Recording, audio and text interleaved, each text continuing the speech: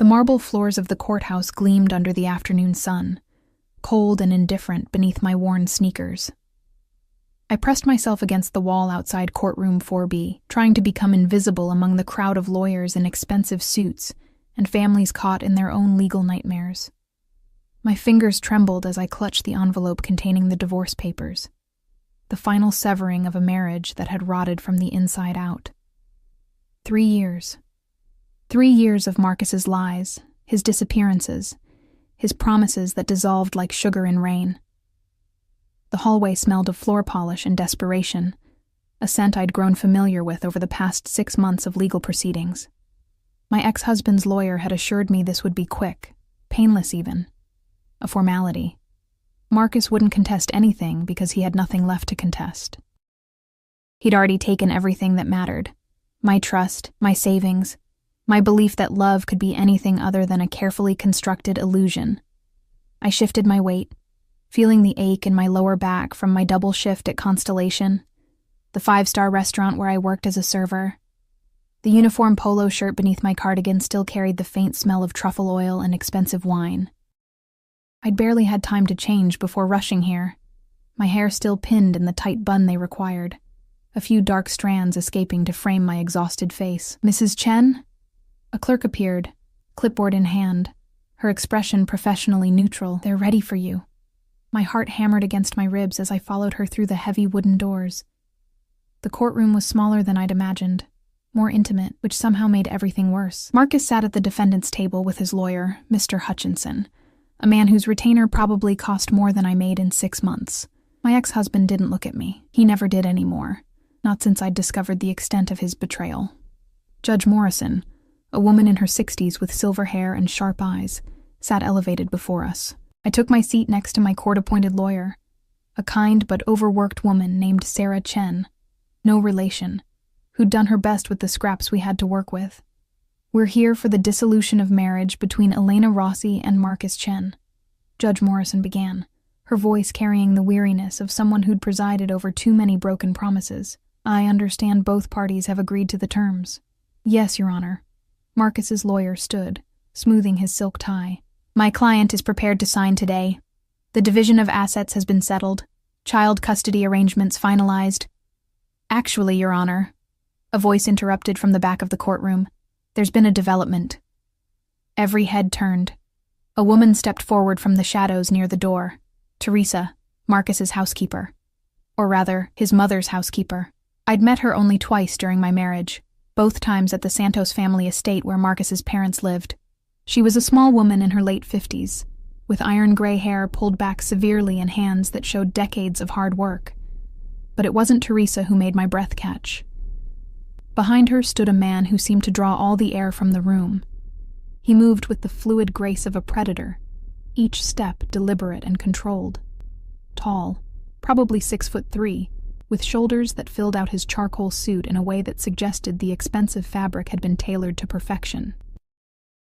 His hair was dark, almost black, styled in that effortlessly elegant way that probably required more product and time than I spent on my entire appearance. But it was his face that arrested me.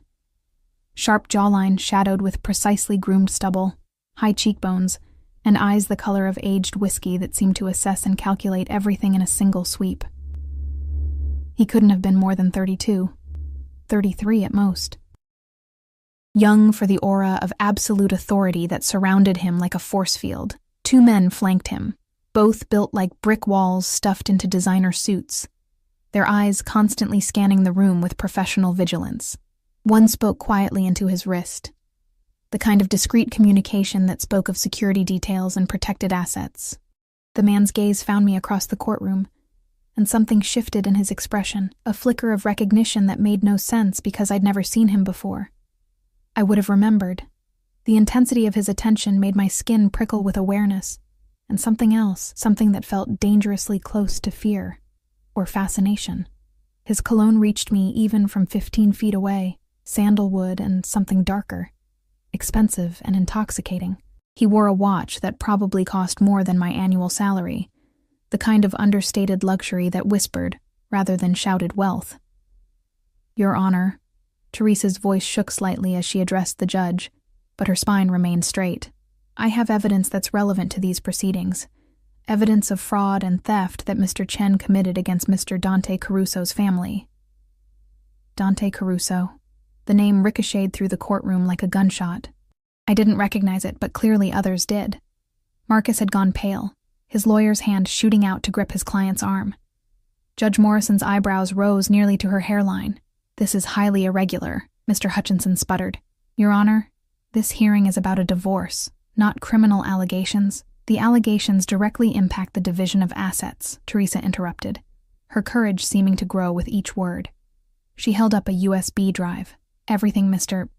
Chen acquired during his marriage, the car, the condo, the restaurant investment he claims is marital property, was purchased with money he embezzled from the Caruso family businesses." My stomach dropped. Restaurant investment? Marcus had told me that money came from his promotion, from legitimate work. I'd been so exhausted, so focused on just surviving each day, that I hadn't questioned it deeply enough. "Your Honor, I object strenuously," Mr. Hutchinson began. "I'll allow it," Judge Morrison said, her interest clearly piqued. "This court needs to establish legitimate assets before division. Bailiff, please set up the display." The next few minutes moved in slow motion. A screen descended. The bailiff inserted the USB drive. And then Teresa pressed play. The video quality was grainy, clearly from a security camera, but the images were damning. "Marcus, in the Caruso family's private office, I recognized the distinctive wood paneling Teresa had once pointed out to me. Transferring files to an external drive. Date stamps showed he'd been doing it for months. The timestamps corresponded to late nights when he'd told me he was working overtime. But it was the second video that made my hands go numb. Marcus, meeting with a man I didn't recognize in what looked like a warehouse. Money changing hands, documents being signed. And then, most devastating, Marcus laughing, actually laughing, as he showed his companion photographs on his phone. Photographs of me, at the restaurant where I worked, unaware I was being watched. Coming out of our apartment, exhaustion evident in every line of my body. Even one of me sleeping, taken from beside our bed, my face peaceful in unconsciousness. "Insurance." Marcus's voice came through the speaker, tinny but clear. "If the Carusos figure it out, I'll say she was in on it. She signed the restaurant papers, didn't she? Her name's on the partnership agreement. They'll believe she helped me steal from them." The courtroom spun. My vision tunneled. I was the fall guy, the scapegoat, my signature on those papers. Papers Marcus had brought home late one night. Papers he'd said were just formalities for his promotion. Would make me appear complicit in whatever he'd stolen. "Your Honor." Teresa's voice seemed to come from very far away. "Mrs. Rossi had no knowledge of the theft. But her husband has been setting her up to take the blame if he was discovered. Mr. Caruso has been investigating this matter for 3 months. We only discovered Mrs. Rossi's innocence yesterday, when I finally found the courage to come forward with what I'd witnessed." Judge Morrison's face had hardened into granite. "Mr. Chen, you will remain seated. Bailiff, please ensure Mr. Chen doesn't leave this courtroom. I'm issuing a temporary hold on all assets pending investigation." But I couldn't hear the rest. The room tilted dangerously. Black spots danced across my vision. I'd eaten nothing since yesterday's lunch shift, had survived on coffee and anxiety, and now my body decided it had endured enough. Strong hands caught me before I hit the floor. The sandalwood scent enveloped me, and I found myself looking up into those whiskey-colored eyes at close range. Dante Caruso had crossed the courtroom with remarkable speed for a man his size, his bodyguards moving to flank us protectively. "Breathe," he commanded, his voice low and accented. Italian, I realized distantly, not the thick accent of recent immigrants, but the subtle influence of someone who'd grown up bilingual. "Slowly, Elena. You're safe." He knew my name. He'd said it with a familiarity that should have alarmed me, but my oxygen-deprived brain could only focus on the fact that his hands on my arms were steady and warm, anchoring me to consciousness. "I didn't know," I whispered, hating how broken my voice sounded. I swear I didn't know what he was doing. Something flickered in his expression. Belief, perhaps, or satisfaction. "I know." Teresa made that very clear. His thumb brushed against my inner wrist. whether checking my pulse or offering comfort. I couldn't tell. But we need to talk, Elena, because whether you knew it or not, your name is now attached to a very serious crime against my family. The words should have terrified me. This man, with his bodyguards and his expensive suit, and the dangerous edge that hummed beneath his polished exterior, was clearly someone who wielded power in ways that had nothing to do with courtrooms and everything to do with the shadows that existed beyond legal boundaries. But instead of fear, I felt something else entirely. His hands hadn't moved from my arms. Judge Morrison was ordering a recess. Marcus was shouting something about his rights. Mr. Hutchinson was demanding explanations. And through it all, Dante Caruso kept his eyes locked on mine, holding me upright with a possessiveness that transcended simple assistance. "Can you stand?" he asked, and I nodded, not trusting my voice. He helped me to my feet with surprising gentleness for a man who radiated controlled violence. One of his bodyguards materialized with a bottle of water, where he'd procured it so quickly I couldn't fathom, and Dante opened it himself before handing it to me. "Small sips," he instructed, watching me with an intensity that made my skin heat despite the courtroom's aggressive air conditioning. I drank, my hand shaking slightly, aware of every eye in the room tracking our interaction. Marcus had stopped shouting and was now staring at us with an expression I'd never seen before, genuine fear mixed with dawning realization. "Mr. Caruso," Judge Morrison called out, her tone carefully neutral. "I'll need you to file formal charges if you wish to pursue this matter." "Already done, Your Honor," Dante replied, without looking away from me. "My lawyers will be in touch with the prosecutor's office within the hour, but right now I need to speak with Mrs. Rossi privately." It wasn't a request. "Your Honor," my lawyer began, protective instinct overriding her intimidation. "It's okay, Sarah," I heard myself say, though I wasn't sure it was okay at all. Nothing about this situation was okay. But something in Dante's expression told me that refusing him wasn't truly an option. Not because he'd force me, I sensed he wouldn't, but because the consequences of my husband's theft had already trapped me in a web I didn't yet understand. And Dante Caruso held all the threads. Judge Morrison studied us for a long moment before nodding. "Court is in recess for 30 minutes. Mr. Chen, you will remain here under bailiff supervision. Mrs. Rossi, you're free to go, but I strongly suggest you remain available for further questions." Dante's hand moved to the small of my back, a gesture that would have seemed courteous, if not for the way his fingers splayed possessively across my spine, guiding me toward the door. His bodyguards moved with us, creating a protective bubble that parted the crowd of gawkers and court personnel. I glanced back once. Marcus was watching us leave, and for the first time in 3 years, I saw him truly seeing me, recognizing, perhaps too late, that he'd sold me to the devil without realizing the devil would collect his due. The courthouse hallway felt different now, charged with danger and possibility. Dante led me away from the courtroom, away from the curious eyes, toward a quieter corridor, where afternoon light streamed through tall windows. "Before we talk," he said, stopping in a pool of sunlight that turned his dark hair almost bronze, "you should know one thing, Elena." His use of my first name again sent a shiver down my spine. We were strangers. We shouldn't feel like anything else. "What?" I managed. Those whiskey eyes held mine, and in their depths I saw something that made my breath catch. Not anger at my supposed involvement in the theft, but something far more complicated, more dangerous. "Your husband didn't just steal money from my family," Dante said softly, each word precisely enunciated. "He stole something far more valuable. And now—" His hand lifted, fingers brushing a loose strand of hair from my face with shocking intimacy. "Now you're going to help me get it back." The coffee shop Dante chose was nothing like the chain establishments I frequented between shifts. Tucked into a corner building 3 blocks from the courthouse, it had the kind of understated elegance that screamed exclusivity. Exposed brick walls, leather booths worn soft with age, and a barista who greeted Dante with a subtle nod that suggested he was a regular, despite the place being empty at 3 p.m. One of his bodyguards remained outside, a silent sentinel beside the black SUV with tinted windows that had been waiting at the courthouse's side entrance. The other, introduced only as Marco, positioned himself near the door, his eyes constantly tracking the street beyond the windows. Dante guided me to a booth in the back corner, the leather cool against my legs as I slid in.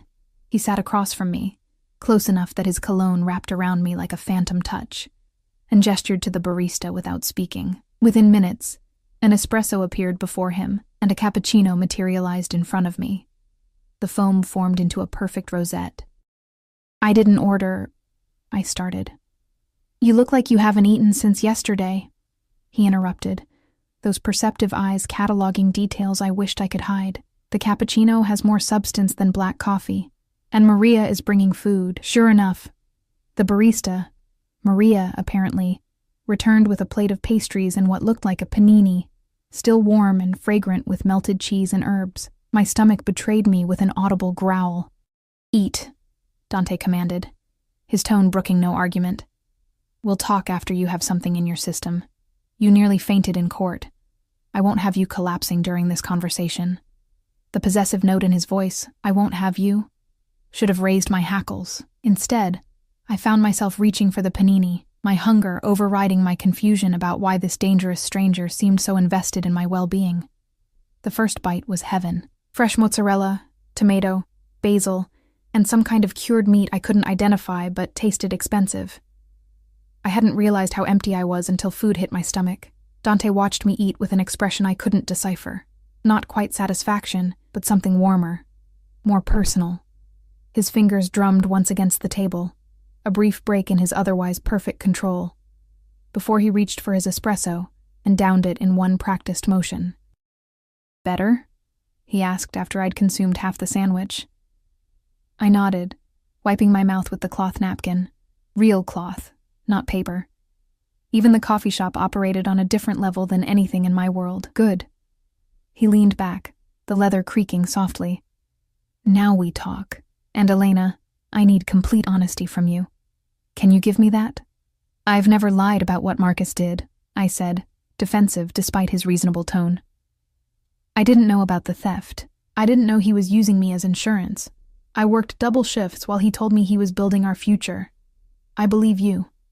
The simple statement cut through my building panic. "Teresa verified your work schedule. You were at Constellation during every theft.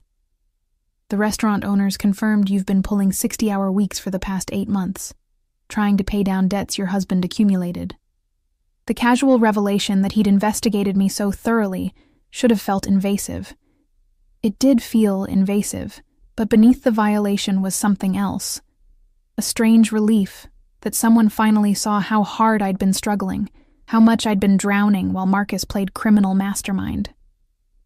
"Then what do you want from me?" I asked, my fingers twisting the napkin. "If you know I'm innocent of theft, yes." Dante's expression hardened, and I glimpsed the man beneath the polished exterior. Dangerous, unforgiving. "But your signature is on documents that transferred stolen assets. Your name is attached to a restaurant partnership funded with money embezzled from my family's operations. Legally, you're complicit whether you knew it or not." The panini turned to lead in my stomach. "But I didn't." "I know." His hand moved across the table, covering mine before I could pull away. His palm was warm, his grip firm, but not painful. "Which is why I'm offering you a way out." I stared at our joined hands. His fingers were long, elegant despite their obvious strength, and I noticed a thin scar across his knuckles, the kind that came from violence, not accidents. Everything about Dante Caruso whispered of danger wrapped in expensive suits, yet his touch remained gentle. "What kind of way out?" I forced myself to ask, though part of me already knew the answer wouldn't be simple or free. "Your husband stole $3 million from my family over the course of 18 months, Dante said, his thumb brushing across my knuckles in a gesture that felt far too intimate for a business discussion. "But the money is secondary. What matters is what he stole with it. Proprietary information about our import business, client lists, trade routes, information he sold to our competitors." My mouth went dry. Import business could mean anything, but the way Marco shifted position near the door, the careful neutrality in Dante's tone, suggested the Caruso family dealt in goods that existed in legal gray areas at best. "I don't know anything about that," I whispered. "I know," he repeated, patient in a way that felt more dangerous than anger. "But Marcus does. And he kept records, Elena. Insurance of his own, I suspect. We've recovered some of his files, but not all. The complete picture is still missing. So arrest him. Make him tell you. The legal system moves slowly, Dante interrupted, his eyes never leaving mine. And there are aspects of my family's business that can't withstand that kind of scrutiny. We handle our own justice. The words hung between us, heavy with implication. I should have stood up. Should have walked away from this man who spoke so casually about operating outside the law. But his hand still held mine. And I was trapped. Not by force, but by the terrible understanding that I had nowhere else to go. What do you want me to do? The question emerged smaller than I intended.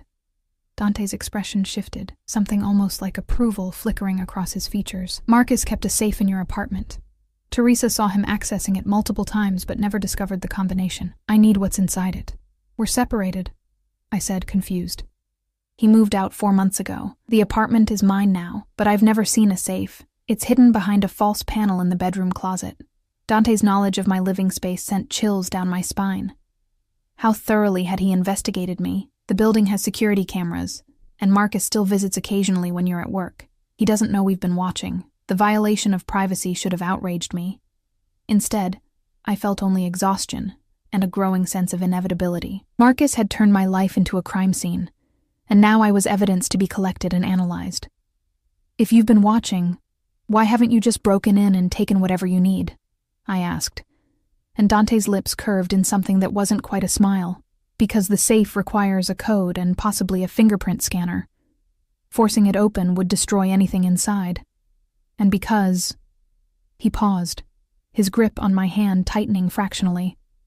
Because I wanted to meet you first, to understand what kind of woman could survive 3 years married to a snake like Marcus Chen without becoming poisonous herself. The compliment, if it was a compliment, landed strangely. You don't know anything about me. I know you work yourself to exhaustion trying to pay debts you didn't create, Dante countered, his voice dropping lower, more intimate.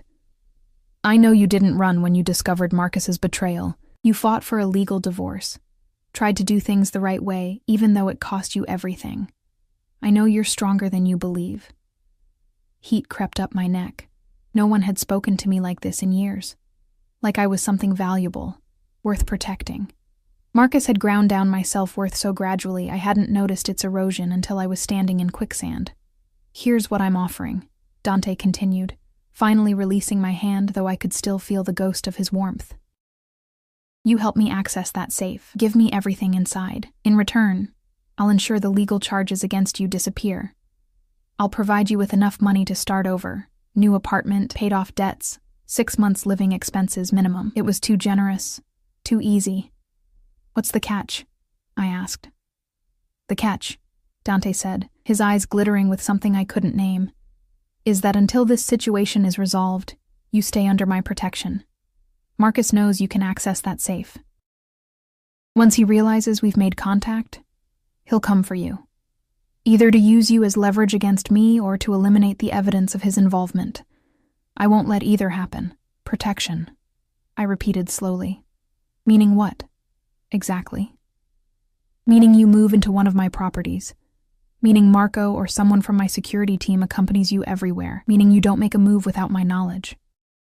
He leaned forward, eliminating the space between us until I could count the gold flecks in his irises. Meaning you become mine to protect, Elena. Completely. The possessiveness in his tone should have sent me running. This man was a stranger, a criminal probably. Someone who lived in a world of violence and shadows I'd only glimpsed in movies. But I had no money. No home I could afford without the settlement I'd been counting on, a settlement that had just evaporated in the wake of Marcus's theft. No family to turn to. My parents had died in a car accident 6 years ago, and I'd been so isolated during my marriage that friendships had withered to nothing. I had nothing except the clothes on my back and the terrible knowledge that Marcus had turned me into a target. How long? I asked, my voice barely audible. However long it takes to retrieve what Marcus stole and neutralize the threat he poses. Dante's hand moved to my face, cupping my jaw with shocking tenderness. Days. Weeks. I'll move as quickly as possible. But Elena, I need you to understand. Once you agree to this, you're under my protection.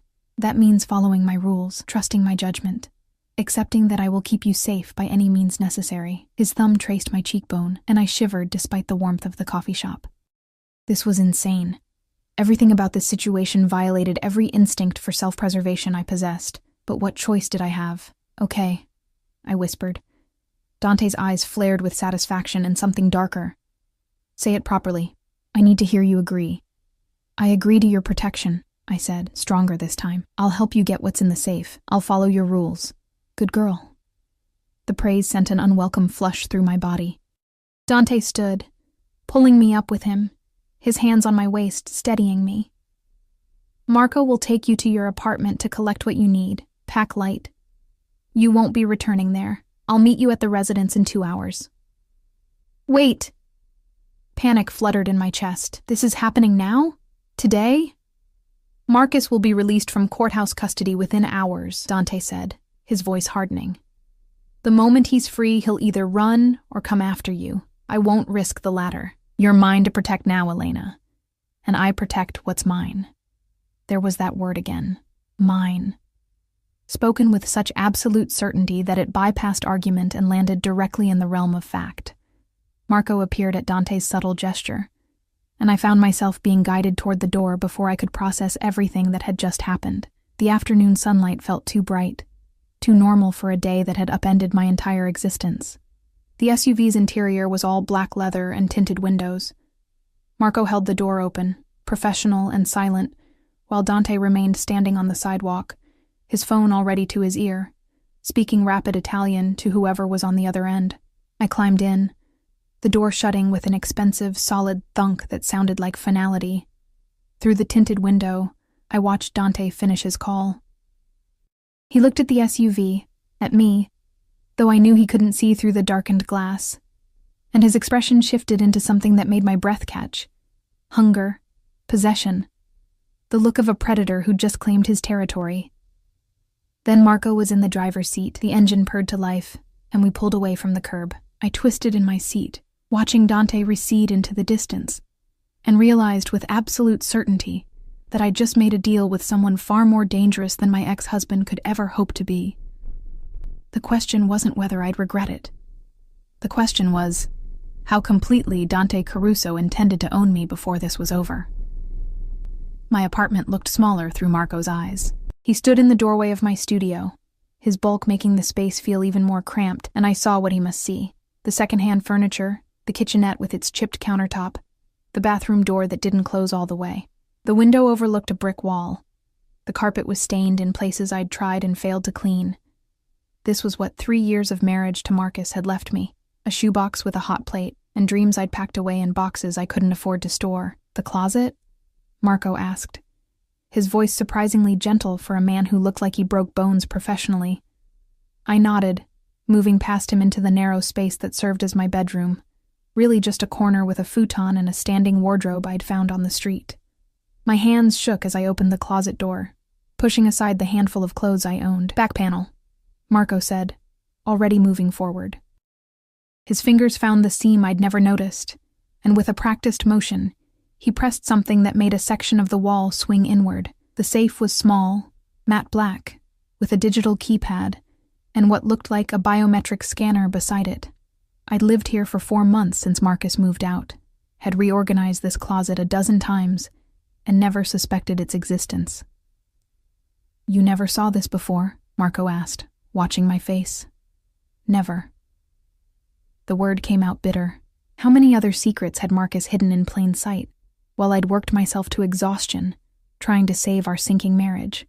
Marco pulled out his phone, snapping photos of the safe from multiple angles. Boss will want to see this. Do you know any codes Marcus used regularly? Birthday combinations? Anniversary dates? I rattled off the numbers I knew. His birthday, his mother's birthday, the date we'd married. Each one Marco tried resulted in a hostile beep and a red light. After the third attempt, the safe emitted a longer tone and the screen flashed a warning. 2 attempts remaining before lockout. Stop, I said, panic rising. If it locks, we'll never get it open. Marco stepped back, his phone already at his ear. Boss, we found it. Digital lock, biometric scanner, and we've got 2 attempts left before lockout. A pause. Yes, sir. 20 minutes. He ended the call and looked at me with something approaching sympathy. Mr. Caruso is on his way. Pack what you need. 1 bag. 1 bag to contain an entire life.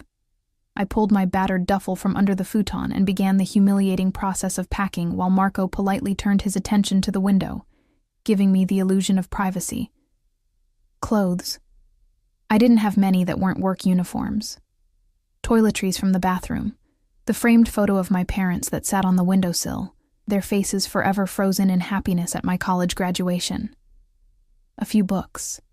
The necklace my mother had given me, the only jewelry I owned that held any value beyond sentiment. It took less than 15 minutes to pack everything that mattered. I was zipping the bag when I heard footsteps in the hallway.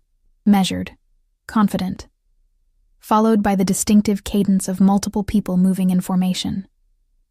Marco straightened, his hand moving subtly to his jacket where I suspected a weapon rested, then relaxed as Dante appeared in the doorway. He'd removed his suit jacket. His white shirt was rolled to his elbows, revealing forearms corded with muscle and marked with more of those thin scars I'd noticed earlier. He carried a leather briefcase that looked old and expensive, and his eyes found me immediately, cataloging my packed bag and probably reading more in my expression than I wanted to reveal.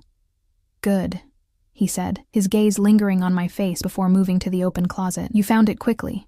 2 more men entered behind him. Not the bodyguard from the coffee shop, but others cut from the same cloth. One carried what looked like specialized equipment in a metal case. The other positioned himself in the hallway, standing guard. My tiny apartment was suddenly full of dangerous men in expensive clothes, and I felt more vulnerable than I had sitting across from Dante in the courthouse. Elena. Dante's voice pulled my attention back to him. He'd moved closer without me noticing, his presence overwhelming in the confined space. Did you try any codes? 3. Marco answered for me. Standard dates. Nothing worked. Dante nodded, setting his briefcase on my futon and opening it to reveal a laptop and several devices I didn't recognize. Marcus isn't creative enough for random numbers. It'll be something personal, something he could remember under pressure. Those whiskey eyes fixed on me again. Tell me about his family. His mother, Patricia, I said, trying to focus past the awareness of how close Dante stood. Birthday is March 15th. His father died when Marcus was young. I never knew the exact date. He has a sister, Michelle, but they haven't spoken in years. Why not? Dante asked, his fingers moving across the laptop keyboard. I don't know. He refused to talk about her. I got the impression there was bad blood, maybe over their father's estate. I wrinkled my forehead, trying to remember details Marcus had always deflected. She moved to Seattle, I think, or maybe Portland. He deleted all photos of her from his phone. Dante's expression sharpened. Deleted photos. When? About a year into our marriage. I asked about it once and he got angry. Said she'd betrayed the family and he wanted nothing to do with her. The memory surfaced reluctantly. He said she'd stolen something that belonged to him. Stolen something, Dante repeated, his voice dropping into a register that made my skin prickle. He typed something into the laptop, waited, then smiled, a predatory expression that had nothing to do with humor. Michelle Chen, born December 8, 1992. Married Antonio Ricci in a private ceremony in Portland 3 years ago. The name Ricci clearly meant something to the other men in the room. Marco swore softly in Italian. Who's Antonio Ricci? I asked. Someone Marcus shouldn't have crossed. Dante closed the laptop and moved to the safe, studying it with the intensity of a jeweler examining a diamond. Michelle was promised to the son of one of my father's associates. The marriage would have solidified a business relationship, but she fell in love with Antonio instead, a man from a rival family. When she ran off with him, it created problems, complications. He didn't elaborate on what those complications entailed, but the weight of his words suggested violence had been involved. Marcus blamed Michelle for the fallout, Dante continued, his fingers hovering over the keypad. I'm willing to bet he used her birthday as his code. The ultimate insult, locking away stolen goods with the numbers belonging to the sister he believes ruined his life. That's a lot of psychological projection for a safe code, I said before I could stop myself. Dante's laugh was unexpected. genuine, rich, transforming his face into something almost boyish. "You're not wrong, but men like Marcus think they're cleverer than they are. They create elaborate symbolism where simple paranoia would serve better." He entered the numbers, 120892, and I held my breath. The safe beeped. The light flashed red. One attempt remaining before lockout. "Damn," Marco muttered. But Dante didn't look concerned. If anything, he looked more focused. He'd reverse it. Make it harder to guess for anyone who knew Michelle's actual birthday. His fingers moved again. 920812. Another beep. This time, the light flashed green. The safe door released with a soft click that sounded deafening in the silent apartment. Dante pulled it open, revealing stacks of documents, several USB drives, and a handgun I recognized as Marcus's, the one he'd bought illegally 2 years ago and I'd begged him to get rid of. Dante pulled out his phone, photographing everything before touching it, then began carefully removing items. The man with the equipment case came forward, pulling on latex gloves and placing each item into labeled evidence bags with professional efficiency. "What is all this?" I asked, moving closer despite my better judgment. Dante held up one of the documents, a ledger filled with numbers and codes I didn't understand. Proof of every transaction Marcus made with stolen funds, client lists he sold to competitors, communications that implicate him and several others in a conspiracy to undermine my family's business operations. He set it aside and reached for a USB drive. "And if I'm right, these contain the digital files we've been searching for. That's good, right?" I said. "You have what you need. You can let the police handle Marcus." "No police." Dante's voice was flat, absolute. "This information goes nowhere near law enforcement. Too many of these documents implicate people who can't afford that kind of scrutiny, including members of my own organization." The casual admission that his organization operated outside legal bounds shouldn't have surprised me, but hearing it stated so plainly made everything real in a way it hadn't been before. I was standing in my apartment watching a crime boss collect evidence of crimes, protected by armed men who answered to him rather than any badge or authority I recognized. "What happens to Marcus?" The question emerged shakier than I intended. Dante finished photographing the safe's contents and straightened, his full attention returning to me. The intensity of his focus made me want to step back, but there was nowhere to go in the cramped space. "Marcus will answer for what he's stolen," Dante said, moving closer until I could feel the heat radiating from his body. "But that's not your concern anymore. Your concern is staying safe while I clean up the mess he created." "I didn't ask to be protected," I said, defiance sparking despite my fear. "I didn't ask for any of this, no." His hand came up, fingers curling under my chin and tilting my face up to meet his eyes. "You didn't. You asked for a simple divorce from a mediocre man who wasn't worth 5 minutes of your time. Instead, you got dragged into my world. And Elena, I'm sorry for that. Truly." The apology sounded genuine, which somehow made everything worse. This would be easier if he were simply a monster, a villain from a movie. But Dante Caruso held my face with surprising gentleness while his men catalogued evidence of serious crimes, and his eyes reflected something that looked unsettlingly like regret, mixed with hunger. "But you're in my world now," he continued, his thumb brushing my lower lip in a gesture that sent electricity down my spine. "And in my world, I protect what's mine, whether you asked for it or not." A phone rang, shattering the moment. Marco answered, listened, then his expression hardened. "Boss, Marcus made bail 10 minutes ago. He had a car waiting. We lost him in traffic near the courthouse." The change in Dante was instantaneous. His hand dropped from my face as he spun toward Marco, his entire body coiling with controlled violence. "How did you lose him?" "Professional driver, knew the escape routes." "We think someone tipped him off," Marco began, but Dante was already moving, pulling his phone out and barking orders in rapid Italian. Within seconds, the apartment transformed into organized chaos. The man bagging evidence worked faster. Another bodyguard appeared in the doorway, reporting something about units converging and setting up perimeter. Dante returned his attention to me, and the man who touched my face with tenderness was gone.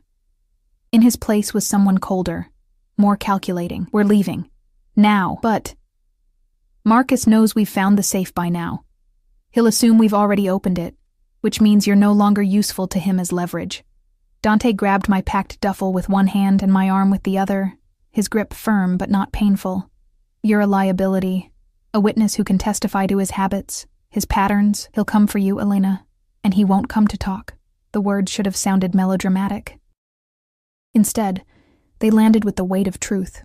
I'd seen the video footage of Marcus laughing as he planned to frame me. I knew exactly how expendable he considered me. Marco led the way out, one hand inside his jacket where his weapon must be. Another bodyguard flanked us from behind.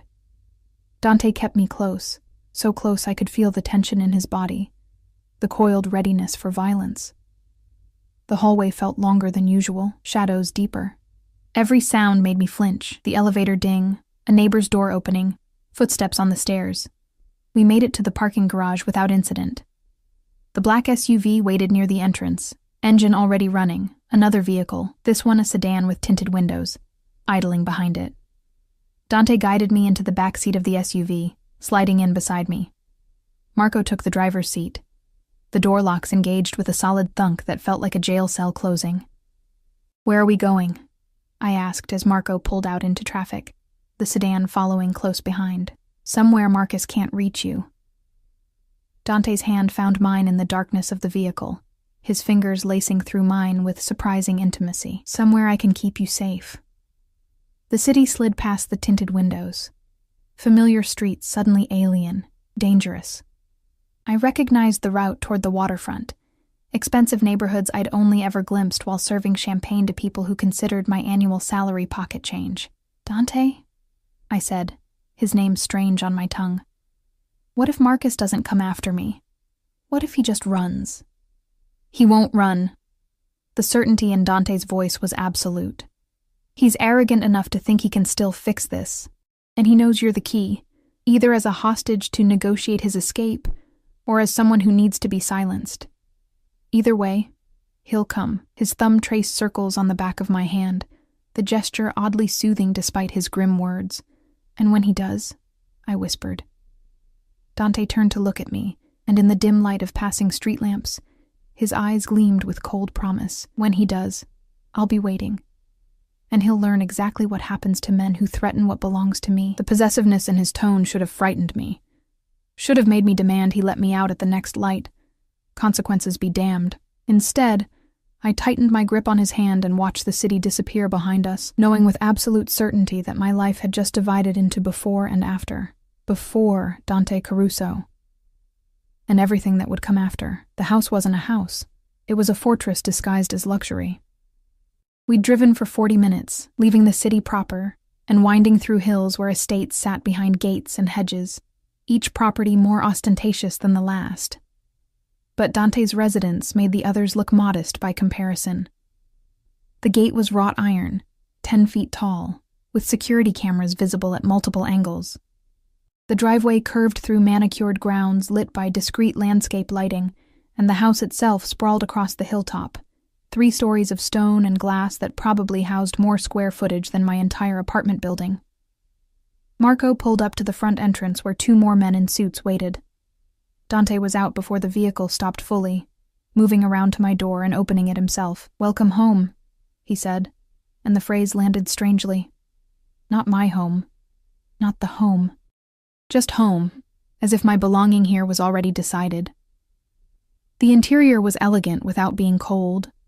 Hardwood floors warmed by expensive rugs, cream walls decorated with art that looked original and probably cost more than I'd earn in a lifetime.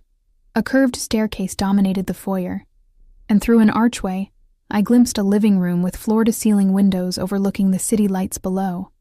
A woman appeared from a side hallway, older, perhaps 60, with silver hair in a neat bun and kind eyes that assessed me quickly. "Mr. Caruso, your guest?" "Elena, this is Rosa. She manages the household." Dante's hand remained on the small of my back. "Rosa, Elena will be staying in the East Wing. Make sure she has everything she needs." "Of course." Rosa's smile was genuine, which somehow made me want to cry. Kindness felt dangerous right now, like it might crack whatever shell I'd built to get through this surreal day. Miss Elena, if you'll follow me, I'll show you to your room. I'll take her.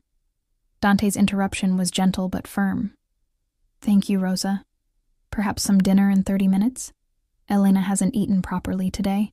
Rosa nodded and disappeared, leaving me alone with Dante in the cavernous foyer. His hand urged me forward, up the staircase where our footsteps were muffled by a runner that probably cost more than my car, before Marcus had totaled it in one of his accidents that I now suspected had been intentional sabotage. The east wing was accessed through a hallway lined with more art. Dante stopped at a door, opening it to reveal a bedroom suite that made my breath catch. The room was massive, decorated in soft grays and whites with touches of deep blue. A king-sized bed dominated one wall, covered in linens that looked like they'd feel like clouds. French doors opened onto a private balcony overlooking the grounds. There was a sitting area with a couch and armchair, a desk by the window, and 2 other doors that I assumed led to a closet and bathroom. The bathroom is through there, Dante confirmed, reading my gaze. Rosa stocked it this afternoon with essentials, but if you need anything specific, just ask. The closet has some clothes. I had my assistant purchase a selection based on your size from your work records. If they don't fit or aren't to your taste, we'll get others. I turned to stare at him. You bought me clothes? This afternoon? I make decisions quickly once I commit to a course of action. He set my duffel on the bench at the foot of the bed, then moved to the French doors, checking the lock with practiced efficiency before pulling the curtains closed. The room is secure. Windows are bulletproof glass. There are panic buttons, one by the bed, one in the bathroom, one by the door. Press any of them and my security team will be here in under 30 seconds. Bulletproof glass, I repeated faintly. Dante turned back to me, and something in my expression must have concerned him, because he closed the distance between us quickly. Elena, look at me. I did, though it took effort. Those whiskey eyes studied me with unsettling intensity. I know this is overwhelming, he said, his voice dropping to that low register that seemed to bypass my brain and speak directly to something more primitive. You went from a divorce hearing to discovering your ex-husband's crimes to being under my protection, all in a matter of hours. Anyone would be in shock. I'm not in shock, I said, though the words sounded unconvincing even to my own ears. I'm just processing, then process. His hands came up to frame my face, thumbs brushing my cheekbones. Take a long bath. Eat dinner. Rest. Tomorrow we'll develop a plan for dealing with Marcus and getting you untangled from his mess. But tonight, you're safe. That's all you need to focus on. The tenderness in his touch contradicted everything I knew about dangerous men. Dante Caruso should be cold, calculating, treating me like a useful asset and nothing more. Instead, he held my face like I was something precious, breakable, worth protecting beyond the simple equation of what I could provide him. Why are you being so kind to me? The question escaped before I could stop it. You don't know me. I'm just a complication in your investigation. You're not just anything. The interruption was fierce, his grip tightening fractionally. Marcus made you a victim. He used you, set you up, stole your future while you worked yourself to exhaustion trying to build something real. That's not a complication, Elena. That's an injustice. And I don't tolerate injustice. But you're a criminal, I said, the words emerging softer than I intended. You just admitted you operate outside the law. How can you talk about justice? His smile was sharp, edged with something dark. The law and justice aren't the same thing. You should know that better than anyone after sitting in that courtroom today, watching your ex-husband try to hide behind legal technicalities while planning to destroy you. He wasn't wrong. The legal system had offered me nothing except the revelation that Marcus had turned my signature into a weapon against me. Come, Dante said, releasing my face and taking my hand instead. Let me show you something. He led me to the balcony doors, pulling the curtains back open and unlocking the French doors. Cool evening air rushed in as we stepped outside. The balcony was generous, furnished with comfortable chairs and a small table, but it was the view that stole my breath. The city sprawled below us, a carpet of light stretching to the dark line of the ocean in the distance. From this height, Everything looked clean, orderly, beautiful. The violence and desperation and grinding poverty that I knew existed down there was invisible, transformed into something almost magical by distance and darkness. Beautiful, isn't it? Dante stood behind me, close enough that I could feel his presence like heat against my back. From up here, you can't see the corruption, can't see the people suffering while others profit from their misery. It all looks peaceful. But it's an illusion, I said. Yes. His breath stirred my hair. The world is built on illusions, the illusion that laws protect the innocent, that hard work guarantees success, that love means loyalty. His hand settled on my shoulders, steady and warm. You believed those illusions once? Marcus taught you differently, I had believed. Had worked myself bloody trying to save a marriage that was already corpse-rotten. Had trusted that my dedication would matter, that my love would be enough. I don't believe in much anymore, I admitted. Good. Dante's hands slid down my arms, his touch raising goosebumps despite the layers between us. Believing in nothing is safer than believing in lies. But Elena, I'm going to offer you something true, something you can rely on. I turned in his loose grip to face him. What? My protection isn't conditional, he said, his eyes holding mine with hypnotic intensity. I don't need you to be useful or compliant or grateful. You're under my care now, and that means something in my world. It means no one touches you without going through me first. It means you eat, you rest, you stop grinding yourself down to nothing trying to survive. It means you're safe. Until this is over, I said. Until Marcus is dealt with and I'm no longer needed. No. The word was absolute. I don't operate on timers, Elena. Once someone is mine to protect, they stay protected. Even after Marcus is handled, even after the legal complications are resolved, you'll have my backing. A new apartment in a good neighborhood. A job that doesn't destroy you. Whatever you need to build a real life. It was too much, too generous. Why? What do you get out of it? Dante's expression shifted into something I couldn't read. Hunger mixed with something that looked almost like pain. Maybe I'm tired of watching innocent people get crushed by those with power. Maybe I see something in you that reminds me there's more to life than business and violence and endless maneuvering for position. His hand came up, fingers threading through my hair. Or maybe I'm just selfish enough to want to keep you close because you make me feel human instead of like the monster everyone believes I am. The confession hung between us, raw and honest in a way that made my chest ache. This close, I could see the fine lines around his eyes, the shadow of exhaustion beneath his perfect control. Dante Caruso might live in a fortress and command dangerous men, but he was still human, still capable of loneliness. I don't think you're a monster, I whispered. You should. But his thumb traced my lower lip with heartbreaking gentleness. I've done things that would horrify you. Ordered actions that ended lives. Made decisions that destroyed families. To protect your own family, I said, understanding clicking into place. Everything you do is for them. Family is everything in my world. His forehead came to rest against mine, his breath mingling with mine in the narrow space between us. Loyalty. Protection. Those are the only currencies that matter. Marcus betrayed that when he stole from us. He deserves what's coming. I should have been afraid of the cold promise in his voice. Instead, I felt something close to vindication. Marcus had betrayed me too, had used me, framed me, planned to destroy me without hesitation. What will you do to him? I asked. Do you really want to know? Dante's question was serious, giving me a chance to step back from knowledge that couldn't be unknown. I thought about it. About Marcus laughing in that video. About the divorce papers that would never be finalized because his crimes had invalidated everything. About 3 years of my life spent loving someone who'd seen me only as a useful tool. Yes, I said. Dante pulled back slightly, studying my face. Whatever he saw there satisfied him. He'll disappear, quietly. His assets will be seized to repay what he stole, with the remainder going to his mother. She's innocent in this. His business partners will receive a message about the consequences of betraying my family, and you'll receive the divorce you wanted, filed through channels that ensure no legal blowback touches you. You'll kill him. I said it flatly, testing how the words felt. I'll ensure he can never hurt you or anyone else again.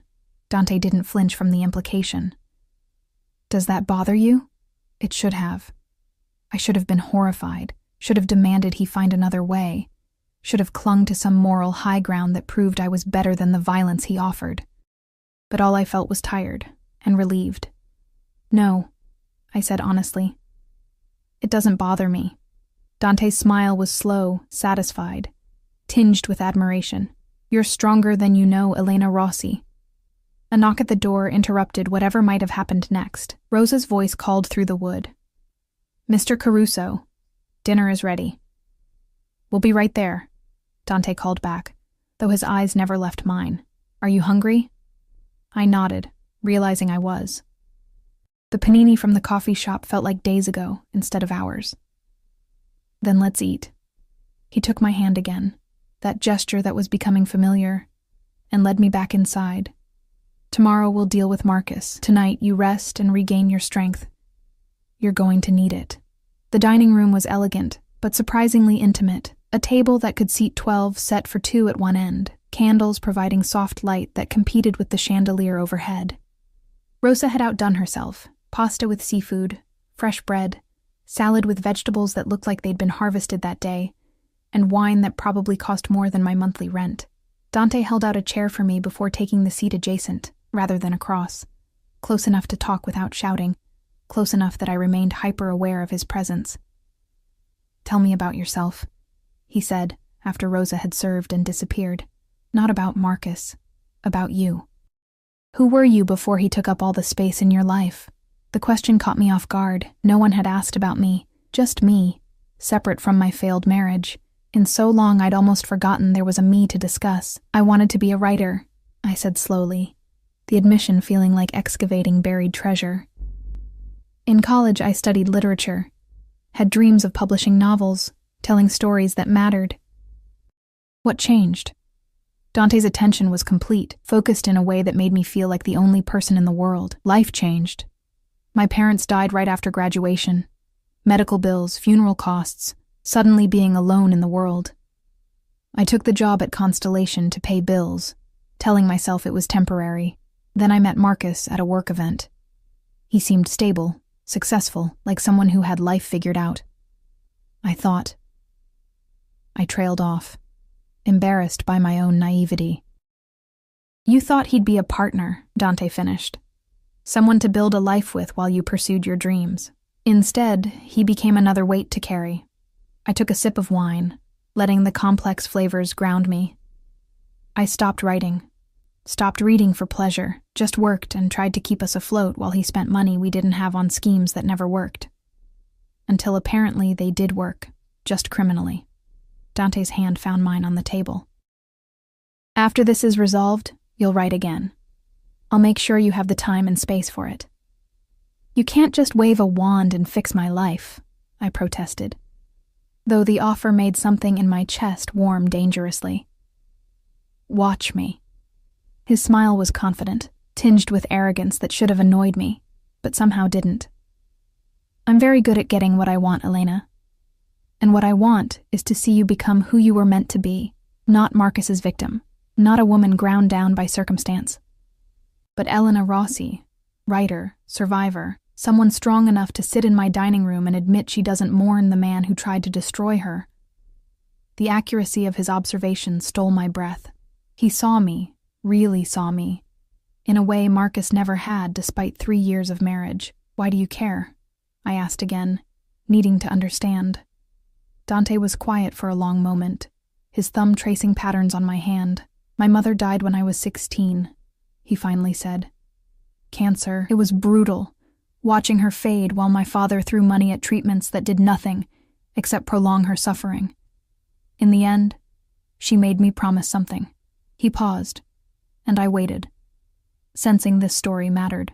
She made me promise that if I ever had the power to protect innocent people from suffering they didn't deserve, I would. That I wouldn't become so consumed by the family business that I forgot what it meant to be human. His eyes met mine, vulnerable in a way I suspected few people ever saw. You remind me of that promise, Elena. You're suffering you didn't earn, caught in violence you didn't create. And I have the power to change that. So I will. The confession settled over us like silk, intimate and binding. This wasn't just about Marcus's theft or protecting a witness. This was personal for Dante in ways that had nothing to do with business. Your mother would be proud, I said softly. His smile was tinged with sadness. I hope so.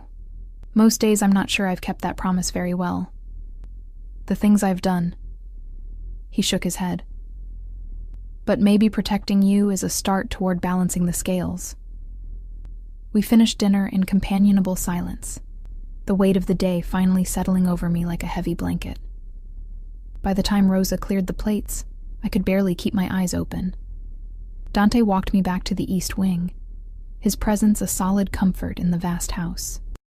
At my door, he paused, his hand coming up to cup my face one more time. Sleep, he commanded gently. Tomorrow we'll face whatever comes, but tonight you're safe. I promise you that, Elena. On my mother's memory, you're safe. The vow was sacred to him. I could hear it in his voice, see it in his eyes, and despite everything, I believed him. I entered my room, closed the door, and leaned against it, my heart pounding. Through the wood, I heard his footsteps retreat down the hallway, steady and sure. I was in a crime boss's fortress, protected by dangerous men, tangled in a web of theft and violence that could destroy what was left of my life. But for the first time in years, I felt something other than despair. I felt hope. Morning came too quickly, sunlight streaming through gaps in the curtains I'd forgotten to close completely. For a moment, I didn't remember where I was. The bed was too soft, the room too quiet, the air smelling of lavender instead of the mildew that plagued my old apartment. Then reality crashed back. Marcus. The safe. Dante. I sat up, finding a note on the nightstand written in elegant script. Breakfast downstairs when you're ready. Take your time. D. The bathroom was a revelation. Marble and glass. A shower with multiple heads. Toiletries that were definitely not drugstore brands. I stood under water hot enough to scald, washing away the previous day until my skin was pink, and my muscles finally loosened. The closet held clothes as promised. Jeans that actually fit. Soft sweaters. Even underwear in my exact size, which should have felt invasive, but somehow just felt considerate. I dressed in dark jeans and a cream sweater, braiding my damp hair over one shoulder, and ventured downstairs. Voices led me to a sunlit breakfast room overlooking the gardens. Dante sat at the head of a smaller table, wearing dark slacks and a white shirt rolled to his elbows, reading something on a tablet. Marco stood near the window, coffee in hand, speaking quietly into his phone. Dante looked up as I entered, and his expression transformed, the hard edges softening into something warmer. Good morning. How did you sleep? Better than I have in months, I admitted, taking the seat beside him that seemed to be set for me. Rosa appeared immediately with coffee and a plate of fresh pastries, fruit, and what looked like a frittata. Good. Dante set aside his tablet, giving me his full attention. We have developments. Marco? Marco ended his call and approached the table. Marcus contacted his lawyer an hour ago from a burner phone. He's demanding the divorce proceedings continue, claiming you have property that belongs to him. He wants the safe's contents returned. He knows we have them, I said, my stomach nodding. Yes, which means he's desperate. Dante's fingers drummed once against the table. Desperate men make mistakes. We're using that. How? I forced myself to eat, knowing I'd need strength for whatever came next. We're going to give Marcus what he wants, Dante said, his voice carrying the calm of absolute certainty. A meeting. Neutral ground. He'll come thinking he can negotiate, maybe even eliminate you as a witness. Instead, he'll walk into a situation he can't escape. The casual discussion of using me as bait should have terrified me. Instead, I felt oddly calm. When? Tonight. There's an abandoned warehouse near the docks. My family owns it, controls the surrounding area. Marcus will feel safe meeting there, Because it's public enough that he'll think I won't make a move. He's wrong. Dante's hand found mine. You'll be protected every second. Multiple security teams, all armed.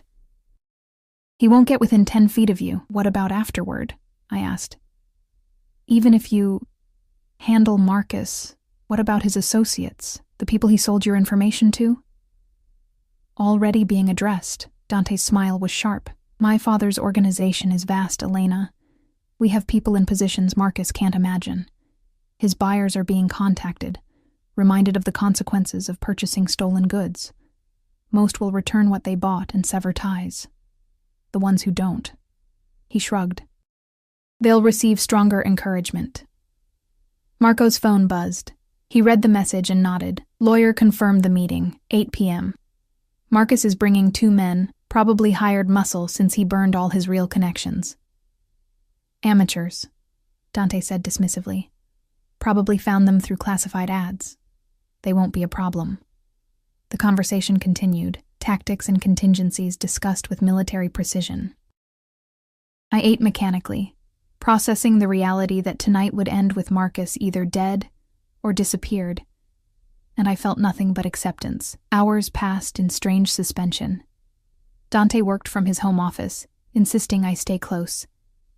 I curled up on the leather couch with a book from his extensive library, though I mostly just watched him, the way he commanded respect through phone calls, how his expressions shifted between cold authority and unexpected warmth when his eyes found me.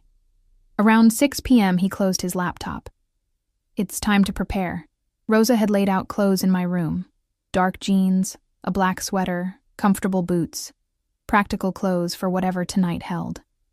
I dressed slowly, my hands steady, despite the surreal nature of preparing for a confrontation with my ex-husband that would end in his elimination. Dante appeared in my doorway, also dressed in black, looking dangerous and beautiful in equal measure. Are you ready? I think so. I turned to face him. Dante, after tonight, what happens to me? He crossed the room in 3 strides, his hands framing my face with that tenderness that always caught me off guard. After tonight, you're free. Truly free. The apartment I mentioned, it's already prepared. A 2-bedroom in a good neighborhood. Fully furnished. I've arranged a position at a private library, cataloging rare books. Part-time, good pay, which will give you space to write. Everything you need to start over. Tears pricked my eyes. Why are you doing all this? Because you deserve it. His thumbs brushed away the moisture gathering on my lashes, because watching you survive despite everything Marcus did to destroy you is the most remarkable thing I've witnessed in years. Because... He paused, something vulnerable flickering across his face. Because in another life, I'd ask you to stay here, with me. But you've been trapped enough. You deserve freedom, not another cage. The confession stole my breath. What if I don't want complete freedom? What if I want... I couldn't finish. Couldn't articulate the dangerous attachment I'd developed to this man who protected me with lethal efficiency, while treating me like something precious. Don't decide now, Dante said, though his eyes blazed with barely controlled hunger. Tonight, we end Marcus's threat. Tomorrow, you have space to figure out who you are without fear or obligation. Then, if you still want to explore what this is between us... His forehead rested against mine. I'll be here, waiting, hoping. A knock interrupted. Marco's voice. Boss, it's time. The drive to the warehouse was tense, 3 vehicles moving in formation through darkening streets. Dante held my hand the entire way, his grip steady and grounding. We arrived at an industrial area near the water, buildings dark and silent, except for the warehouse that glowed with strategically placed lights. Inside was sparse, concrete floors, metal beams, shadows that could hide an army. Dante's security teams were already positioned, invisible to casual observation, but ready. He led me to a spot near the center, behind a partial wall that offered cover. You stay here, he commanded. Marco and 2 others will be with you at all times. Marcus won't even see you until I allow it. Be careful, I said, the words inadequate for what I felt. His kiss was unexpected, fierce and claiming, his hand tangling in my braid as he pulled me close. When he released me, we were both breathing hard. That's incentive to finish this quickly. He murmured against my lips. Stay safe, Elena. Then he was gone, moving to the warehouse entrance with fluid grace. 8 p.m. arrived. Engine sounds outside, then voices. Marcus entered with 2 men who looked exactly like what they were, cheap muscle, uncomfortable and out of their depth. Marcus looked terrible, unshaven, eyes wild, clothes rumpled. The polished fraud I'd married was gone, replaced by something desperate and dangerous. Where is she? He demanded, his voice echoing. Where's Elena? Safe, Dante replied, stepping from shadows with 4 of his men flanking him. Far from you. She has no right. Those files are mine. The safe contained evidence of your theft from my family, Dante interrupted, his voice cold. Evidence that's already been copied and distributed to ensure if anything happens to me, it reaches the proper authorities. You're finished, Marcus. Then I have nothing to lose. Marcus reached for something, but Dante's men moved faster, weapons appearing with practiced efficiency. Don't, Dante said quietly. Your hired help knows they're outgunned. Don't make them die for your stupidity. Indeed, Marcus's 2 men had frozen, hands raised, clearly wanting no part of whatever came next. Elena, Marcus shouted, spinning frantically. I know you're here. This is your fault. If you'd just been grateful, just stayed quiet. She was grateful, Dante said, and the fury in his voice made me shiver even from my concealed position. She worked herself bloody trying to save your pathetic marriage, while you stole and schemed and planned to frame her for your crimes. You don't get to blame her for your failures. What do you care? Marcus spat. She's nobody. Nothing. A means to an end. She's mine. The declaration rang through the warehouse. Absolute and unquestionable, and you're going to pay for every moment of suffering you caused her. What happened next was swift and efficient. Dante's men moved like choreographed dancers, disarming Marcus's hired muscle and securing them. Marcus tried to run, but there was nowhere to go. Within minutes, he was on his knees, Dante standing over him with cold judgment. You have 2 choices, Dante said. Cooperate completely. Return every file, every piece of information you sold, provide names and details, and you'll disappear. New identity, new country, alive but powerless, or refuse and— He didn't finish. He didn't need to. Marcus crumbled. I'll cooperate. Anything. Just don't— Smart choice. Dante gestured, and his men pulled Marcus to his feet. You'll be transported to a secure location where my associates will debrief you. If you're truthful and complete, you'll wake up in 3 days with a new passport and a one-way ticket to a country with no extradition. If you lie, withhold information, or attempt escape— He leaned in close, and though I couldn't hear the words, Marcus went pale. Do we understand each other? Marcus nodded frantically and was led away by guards who would ensure his cooperation. Dante returned to my hiding spot, finding me exactly where he'd left me. It's done, he said simply. Just like that. My voice shook slightly, just like that. He pulled me against him, and I felt the tension leaving his body now that the threat was neutralized. He'll be gone by morning. You'll never see him again. The divorce will be finalized within 2 weeks through a judge who owes my family favors. You're free, Elena. Free. The word seemed too simple for everything it encompassed. We returned to the fortress. Home, I corrected myself, in silence, heavy with unspoken words. In the foyer, Dante paused. Tomorrow I'll have someone drive you to see the new apartment, he said. Give you space to process everything. The library position starts Monday if you want it, or later if you need more time, whatever you need. He was offering me freedom, real freedom, everything I should want. What if what I need is here? The words escaped before courage failed. What if I don't want space and distance? What if I want to understand what this is between us? Dante's eyes blazed. Elena. I'm not traumatized or confused, I interrupted. I know the difference between gratitude and something real, and this— I gestured between us— feels real. Terrifying and complicated and probably inadvisable, but real. His hands framed my face, thumbs tracing my cheekbones. If you stay, it won't be as a guest or someone under protection. You'd be choosing me. My world. All the darkness that comes with it. I've lived in darkness, I said. Marcus is kind.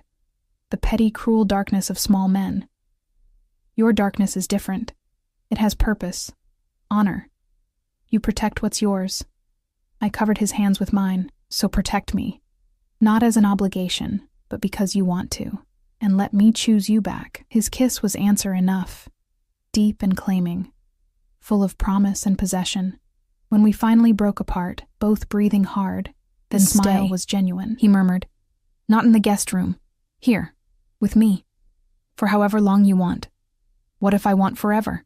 The question was bold, reckless, perfect. "Then I'll spend forever making sure you never regret choosing me," Dante promised. And standing in the foyer of his fortress, wrapped in the arms of a dangerous man who'd shown me more care in days than Marcus had in years, I believed him. The life I'd lost, the broken marriage, the exhausting survival, the slow erosion of self, was gone. In its place was something new. Uncertain, yes. Complicated, absolutely. But mine. Finally, completely mine. And I chose it. I chose him. I chose freedom that looked like protection, and love that tasted like danger, and a future built not on illusions but on truth as sharp and real as the man holding me close. "Take me upstairs," I whispered against Dante's lips. His answer was to sweep me into his arms, carrying me toward the rest of our story with the confidence of a man who protected what he loved. And I was loved. Protected. Home.